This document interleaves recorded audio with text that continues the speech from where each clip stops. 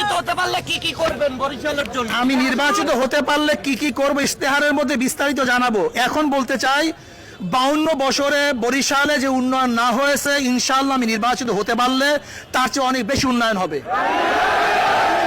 আওয়ামী লীগের একটা অংশ নাকি আপনাকে সাপোর্ট করছে, আসলে এটা সত্য কিনা? যে দেখেন, আওয়ামী লীগের একটা অংশ আমাকে সাপোর্ট করছে, যারা বলছে এই প্রমাণ তাদের কাছেই আনতে হবে, যে প্রমাণকে আপনারা বলুন। কিন্তু আমি মনে করি যারা বলছে আওয়ামী লীগের একটা অংশ আমাকে সাপোর্ট করছে, এর মাধ্যমে তারা তো আমাকে নির্বাচিত করেই দিয়েছে। আপনি আপনার মানে প্রধান প্রতিপক্ষ কোন দলকে ভাবেন? আমি কাউকে প্রতিপক্ষ মনে করি না। আমি মনে করি সবাই আমরা প্রতিযোগিতামূলক অংশগ্রহণ করেছি। ইনশাআল্লাহ নির্বাচনের পরে বলতে পারবো কে প্রতিপক্ষ, এর আগে বলবো কিভাবে আমি? কেন নির্বাচনের মাঠে বলা যায় না কে কখন অগ্রসর হয়। আমি বলতে চাই যে সর্বস্তরের মানুষ আমাকে ভোট দেবে। কেন ভোটার কেন ভোট দেয়? ভোটার ভোট দেয় তাদের শান্তি পাওয়ার জন্য, তাদের অধিকার বাস্তবায়নের জন্য। যার মাধ্যমে শান্তি পাবে, অধিকার বাস্তবায়ন হবে, তাকেই তো মানুষ ভোট দিবে।